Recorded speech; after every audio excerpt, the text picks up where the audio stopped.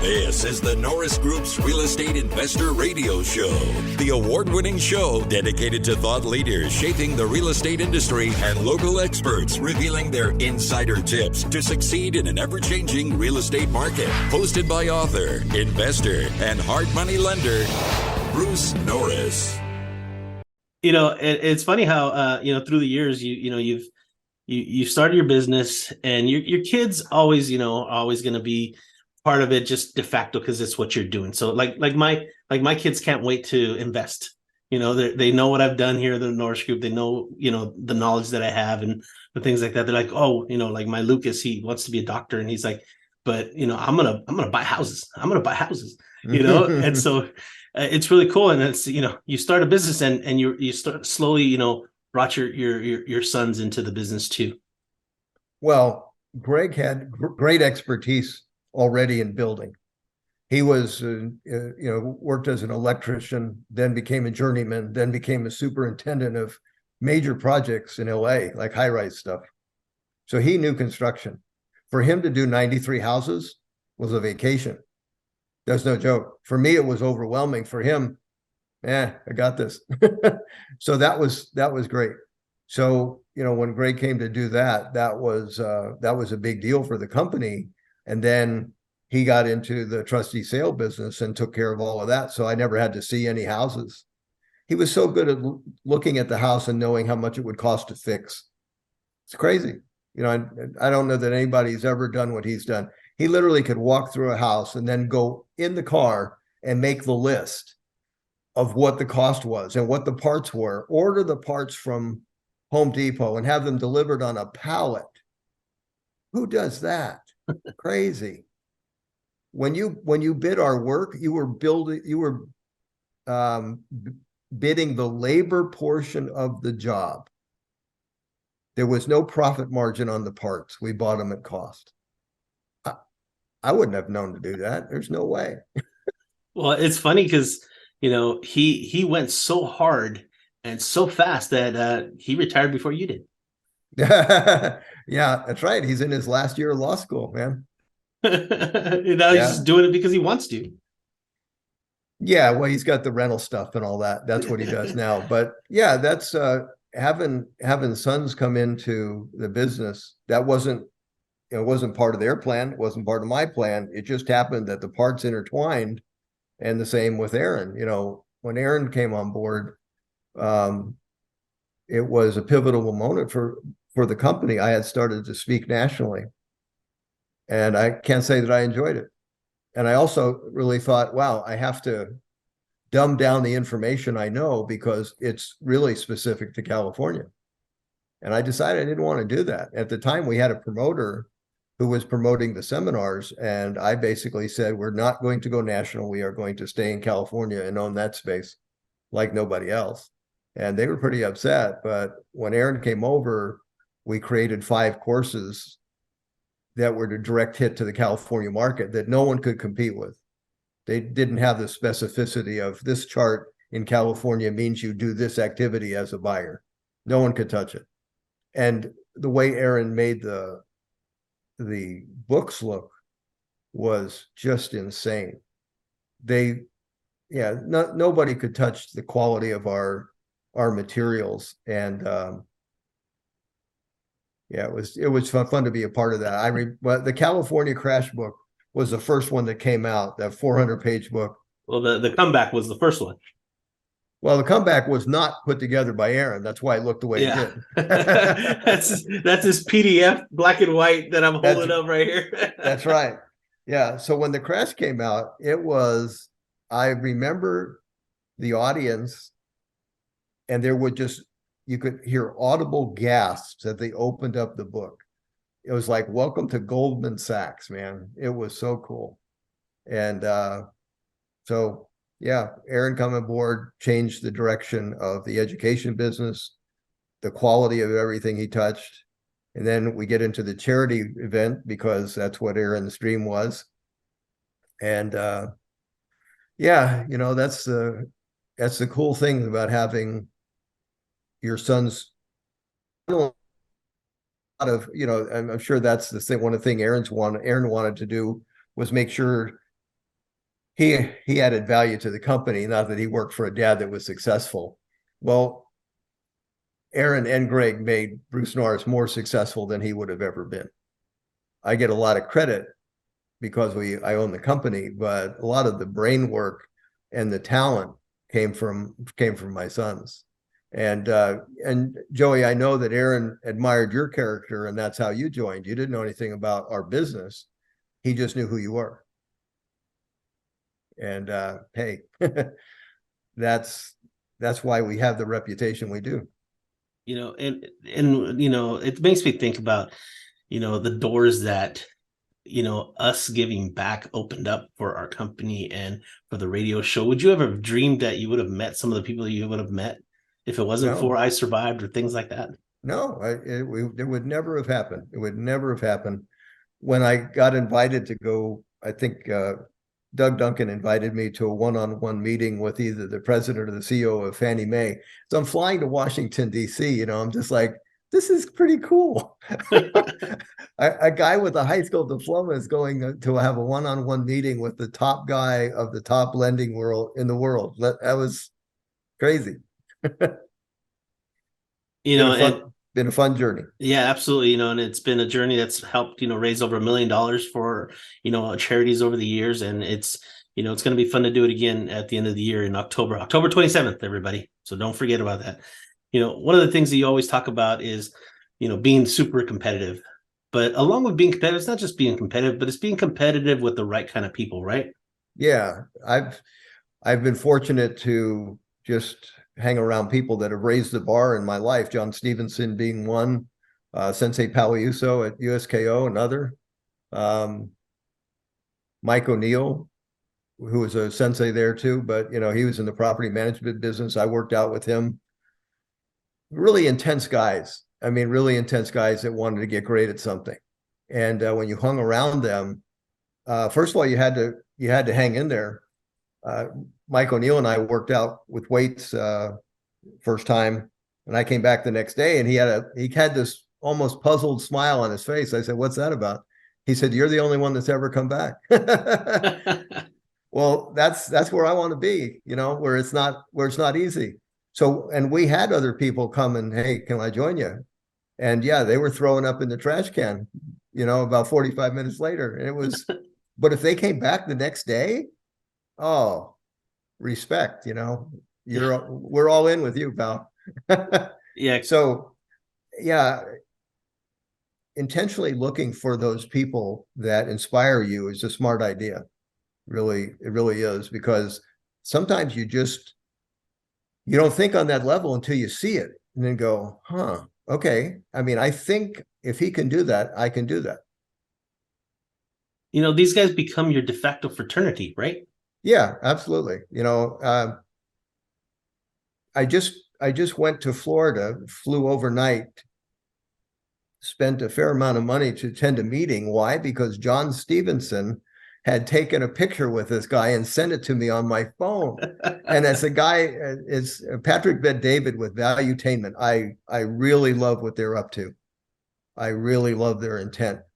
And I wanted to meet him. I wanted to earn the right to be on their podcast. Okay. So his top guy just sent me a text this morning. Joey, he really did. He really did. It was very cool. I can't open it right now, but he said, "I really love your material." I said, "Oh, cool." So now I know that he's serious. He wouldn't have given me his email because these guys are like really, sure. Yeah. So he gave me his direct email. Wow. And so I sent him some information, and I told him what my intent was. I got two things I'd love to do. I'd love to earn the right to be on your podcast, and number two, I'd love to be a regular contributor to what you guys, the conclusions you come to. I'd love to be part of the filter that, and so I think that's going to happen, man. That's pretty cool. Well, because nationally, real estate doesn't take the huge swings, right? But California always has, and so it's been a different. You've had to look at things differently, and people get so caught up with the recency. They get recency bias, right? But you're looking at 30 and 40 years right. of data. Well, and also a repetitive theme. So you're right. California has exaggerations, but when you look at, and you've put together the charts, the national chart, if you do a moodometer, rhymes just at a lower level. Yep.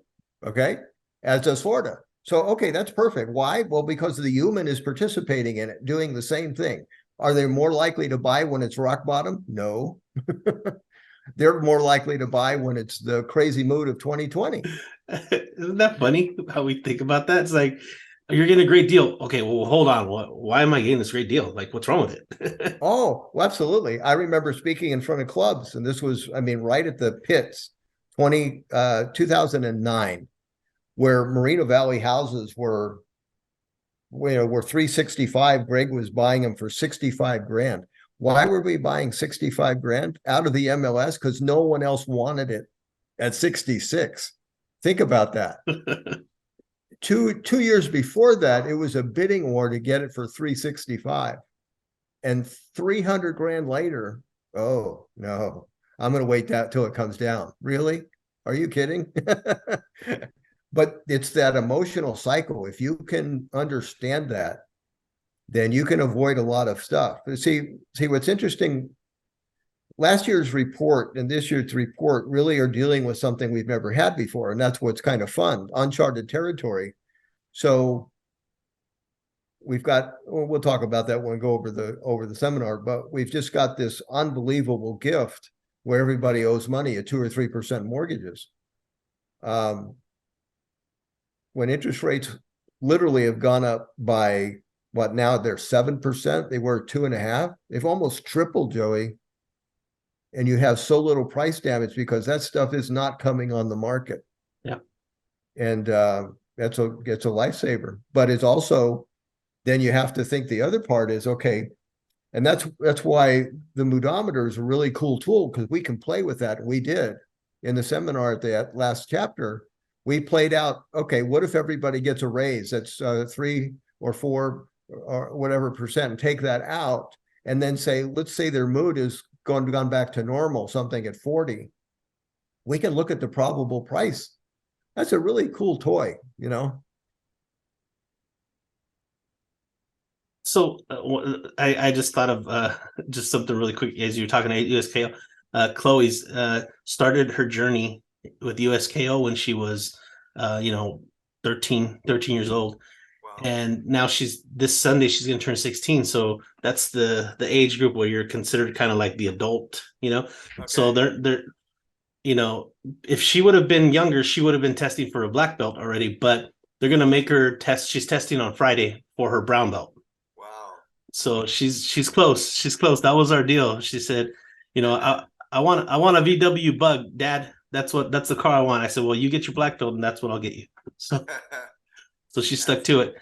Very cool. Well, what a great place to take karate. You're it's not just the karate. You're with great human beings and a great family. That's what attracted me to that place. Was watching, and it was a kid. I think I told you the story. There was a tournament. I had entered a karate tournament when I was a white belt, and a kid came in and threw up in the trash can, and my heart went out to him because I kind of felt the same way. I said, "Are you okay?" And he looks at me. He says, "Yeah, just pre-fight nerves." He ran back out. I thought, oh my gosh, I love this place, One of the last things that we're going to talk about here on the show is, things happen, unexpected, especially, in the business that we're in, you're going to buy a house and sight unseen. And sometimes they come with a little headache and sometimes they come with the major problems. And it's always been something that I've always heard from you is you get into, this mode, and I'll let you talk about it and say what you call it. Well, it's just one of those things where, again, I think the reputation of the business to me is everything. And there's been a few instances where you just go, oh, wow. I'll tell the one story about the service gentleman. we've educated a lot of people. Sometimes they call up and they have a wholesale deal. And this is one of those cases, a house in Riverside, where someone called me up and said they had paid $90,000 for the house, hadn't closed it yet. I was just going to take their place, give them 10 grand. And we went through the journey of let's have a termite inspection, let's do a rehab estimate. And I ended up buying the house. I never fixed it, kind of sat there for a month or two. Business was busy for me. I didn't get to the house. I just said, let's put it in the MLS. So we sold it, made 50 grand or something. And I never thought I'd hear about it again. A year later, I get a phone call. It's a realtor that had sold the property. He said, Bruce, did you know there was a violent death on the property? No. No, well, there was, and the owner is really upset he wasn't told about it because he's in the military, and the guy that shot himself was also in the military. And I was just like, oh my gosh. So I called up the guy that sold me the house. I said, did you know there was a violent death on the property? He said, yes. And I told you that in writing in the contract. And I was just like, if you had a moodometer, mine had gone down to -1. I mean, that's the most sad upset I've ever been in business, because I felt like there was a human being across town that thought I intentionally hurt him. And I have never felt that in my life. And I mean, I walked out the door, started the car, drove there. And fortunately, he was there. I mean, that's just one of those things. What if he's not there? Well, he was there. And he's on the porch. I walk up. I said, are you Gustavo? He said, yes. And I said, I'm Bruce Norris. He says, your name sounds familiar. I said, I'm the guy that bought the house, sold it to the guy who fixed it, sold it to you. And I just found out that somebody had killed himself on the property. But I also found out that I was told that in writing at the time I bought the house, and I didn't see it. So I'm here to tell you that I'm really sorry that that occurred. And I understand you're upset. You just direct it to me. The other people had nothing to do with it. No way they could have known. And he looked at me and he just said, I cannot believe you just said that. And he said, let's go inside. And so we started talking about it, and he was emotional. And man, I gave him a hug and I said, I'm looking for the medal right now, buddy. I said, let me just buy the house from you. I'll pay you full price, pay off your loan, get your VA loan back, so you can go get another house. He said, you would do that? And I said, oh, heck yeah, I would do that. And he was emotional. And a few minutes, give me a couple minutes. So he was out of the room for what seemed like an eternity, one of those moments where you go, okay, what's next? I have no idea. He comes back and he's got 2 medals. And he tells me the story of both of them.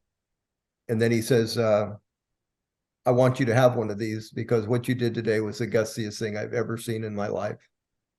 And there it is. There it is. You know, I always thought it was just a picture of just a medal, but the picture that we used to have in the slides was actually the medal. Yeah. Well, and then I get that next morning, I get these emails that I still have with the medal. This is from Gustavo. Good morning, Bruce. My mornings used to be filled with depression and worry about my future. Today begins a new day for me, filled with hope and ambition for my future. Your courage changed my life. God bless you. And then his sister sends me this. Mr. Norris, my brother Gustavo told me of your meeting yesterday. All I can say is a big heartfelt thank you. I think you may just have saved his life. And for that, I'm eternally grateful. So, yeah, I'm getting emotional because it's just interesting when you face down like the most threatening thing you've ever had to deal with business, to have it come out to be the most positive moment in your business life. What do you do with that, man? I guess you teach it and go, you know what? If you ever have one of those, that's what you do, because it doesn't matter if it turns out bad. You did what you were supposed to do, and, you've got kids. Wouldn't you want your business to have that reputation? I mean, when you can't, you never want to have this happen where your kid works for your business and he was taught to be honest the whole time, and then this event happens and you go, okay, yeah, but we can't do that in business. We have to do this. Yeah. I never wanted to utter that sentence. I never wanted him to see that model because it wasn't who we were. And if you stand up, man, you might get surprised at the best day of your life instead of the worst. Well, and what's really cool, Bruce, is that, I'm sure you've heard it in the past, and, these stories, these lessons, as they resonate with you, like, how cool is it when an investor comes and says, hey, I had a Gustavo moment. Hey, I had a Garden Grove moment, and that's really when you're like, all right, man, we're making a difference with the things that we do, Yeah. Oh, yeah. It's been an unbelievable journey, from a guy that got fired 5 times in a row to barely getting hired by the property buying company to starting, the Norris Group. Very grateful. That's all I got to say. Get to work with people like you and the whole staff, our reputation. It's been a dream. What can you say? It really has been a dream. So as we're, getting close to halfway through the year, a couple of things come to mind is, we're almost there where you're, you told us like, hey, this is probably not probably, but this is the last year that I'm going to work, Yeah. I'm really looking forward to what we're still going to do the rest of this year. We have the boot camp, we have I Survive Real Estate. We're still going to have, our quarterly updates for the VIP subscribers. But the other thing, July 1st is not only the first of it marks the halfway point of the year, but it's always forever going to be ingrained in my mind as the day that we lost Aaron. Yeah. And now I'm going to get emotional. I want to dedicate this show to him, and because I know he's looking down on both of us, smiling, and knowing that we're carrying on not only your legacy, but the legacy that he does. Because everything, folks, everything that I do, you guys always give me so much praise and so much, like, Joey, thank you so much for everything you're doing. The emails, the communication, all that. None of this is possible because just like you had the abundance mentality and teaching everything, Aaron taught me literally everything that I know in this business. And so everything that I do, from the emails to producing the documents for you, is because he didn't hoard that. He wanted me to learn everything I could, because that's just who he was. And I'll be forever grateful for that. And just knowing that he was in my life I met him in 2009. So I knew him before. I worked here for a pretty long time. Getting to work with him side by side, going to coffee every day, that was our thing. It didn't feel like work, but yet we kicked some butt. It was always his fear of being light. He always wanted to overwhelm you with value, whether it was his presentation, whether it was the stuff that we were doing for you that you were going to present, and the documents, the seminars. Like, he just wanted to make everybody go, of course it's great, it's the Norris Group. Yeah, well, that part of the Norris Group was great because he touched it. Yeah, up until he touched it, we had good information, we had maybe great information, but the presentation was pretty much like everybody else's. When Aaron showed up, that changed. Everybody was chasing us. I kept a recording for years until I sold the building. There was a guy always trying to get me to take his course to teach everybody to run to the back of the room and buy stuff, which is the business model I hated the most. And he finally, kind of out of exasperation, he said, at least send me your materials and let me help give you some guidelines on that. And I couldn't wait to send it because Aaron had already touched it. So one of my favorite recordings ever, the guy calls me back after he gets the materials. Bruce, I got your materials. Oh my God. And he told me, he says, you don't have to teach this to individual people. You could take this to corporate America and make big, big bucks. And I just like, no, not what I do. Don't care. They're talking about how ChatGPT is going to change the world, right? Well, Aaron Norris was ChatGPT before ChatGPT. Yeah, with the personality and I think, a level of human caring that was unprecedented in for people that I saw. His pictures on the wall, and I just have happy memories. So I can go there and I have a smile on my face most of the time when I think of Aaron, because that's all I had. Following him where he was before I went was always such a pleasure. Oh, you're Aaron Norris's dad? Oh my God, we love him, Yeah. Who gets that? I don't know that my dad ever got to hear that.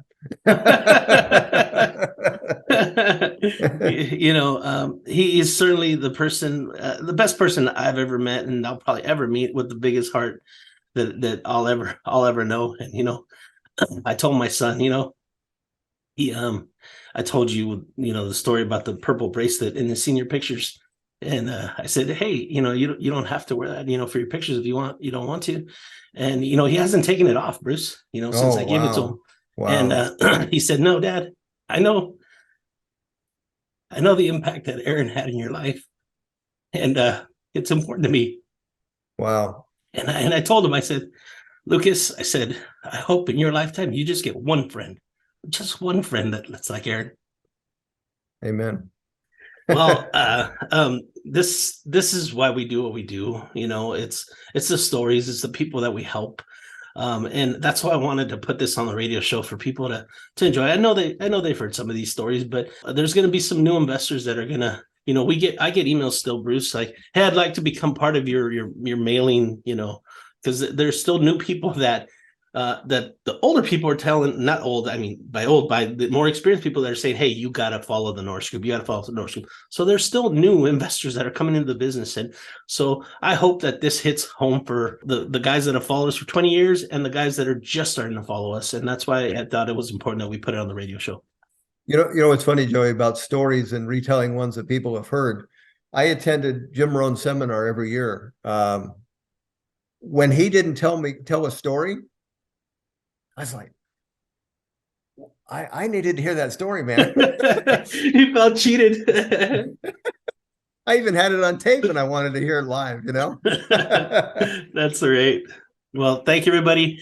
We appreciate everything that you guys do to keep us going, the messages and the emails, and I'm sure you get them too, Bruce, all the time, and we really appreciate it here. Thank you, Joey. Enjoyed it. For more information on hard money loans and upcoming events with the Norris Group, check out thenorrisgroup.com. For information on passive investing with trust deeds, visit tngtrustdeeds.com. The Norris Group originates and services loans in California and Florida under California DRE License 012-19911, Florida Mortgage Lender License 1577, and NMLS License 1623669. For more information on hard money lending, go to thenorrisgroup.com and click the Hard Money tab.